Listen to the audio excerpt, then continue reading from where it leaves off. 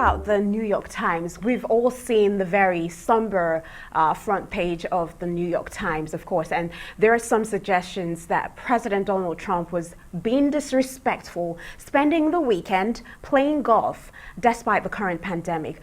What do you think the mood of the nation is currently?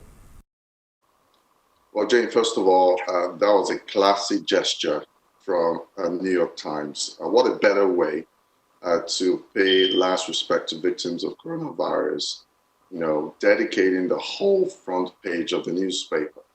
By the way, well, this is the first time in over 50 years that a paper will be doing a thing like this.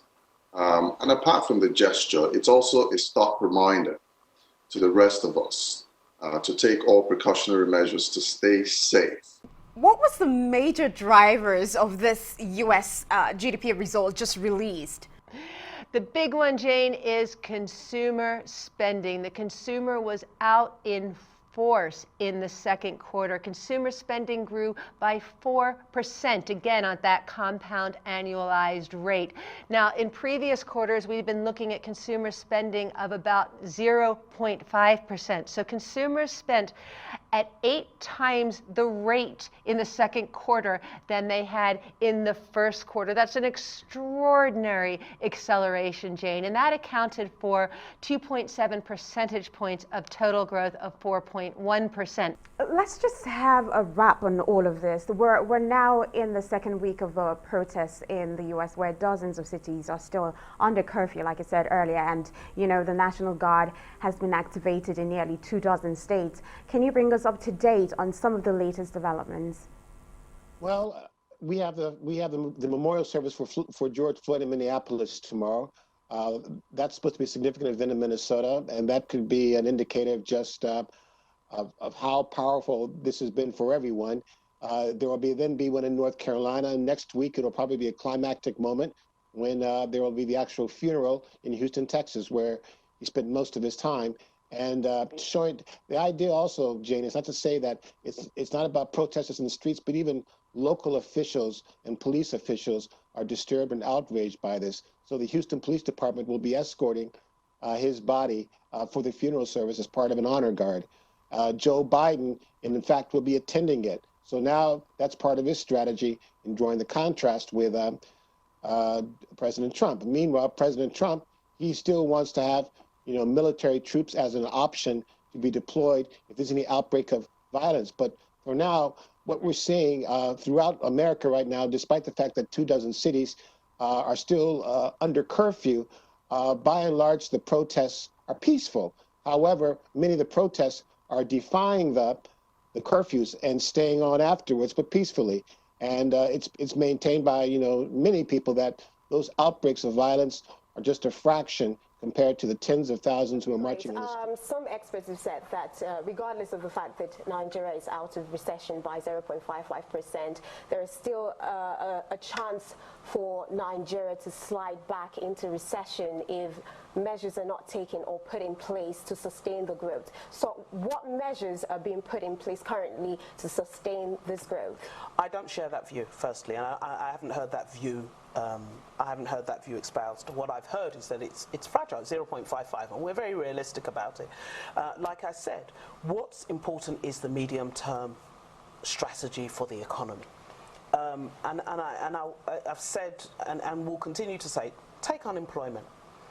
A lot of people did lose their jobs in the last 2 years, but if you look structurally, every single family has 1 or 2 graduates that have been on the job market for 5, 6 years, did everything right, got to school, got a degree, came out, and they're coming onto the labour market, and we couldn't. So let me just take you back to 2017.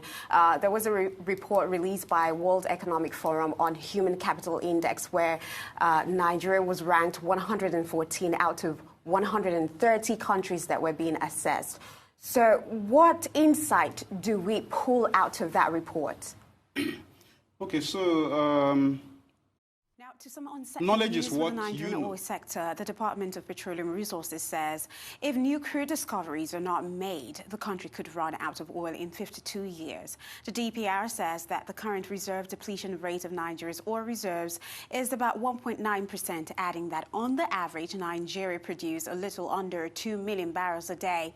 To grow the country's oil reserves, the DPR stated that in 2019, it would engage oil exploration and production companies. Prices for homes coming onto the market in the UK are nearly £10,000. All right, just quickly before I let you go, what is your perception about Cameroon's Anglophone separatists having a cryptocurrency? That's an interesting. Coalition forces in Iraq are focusing on increasing protection of military bases following the suspension of military operations against the Islamic State group.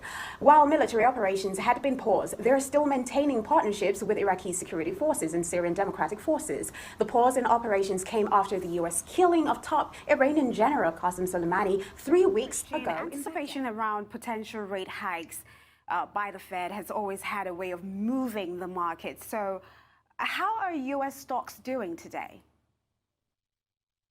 Sure. U.S. stock index futures climbing about 0.8% Before this we morning. go, let's remind you of our headlines here on The World. All 4 officers have now been charged related to the death of George Floyd, with Derek Chauvin now being elevated to second-degree murder. Your Lives Matter. Former U.S. President Barack Obama addresses a torn nation and voices the support for the protesters. And North Korea threatens to scrap a military agreement with the South, as well as close down a cross-border liaison office in the latest show of a divide between the two nations. You've been watching The World with me, Jane Lawrence. Please keep it here on Arise News, and from the entire team here in Abuja and London, goodbye and thank you for watching.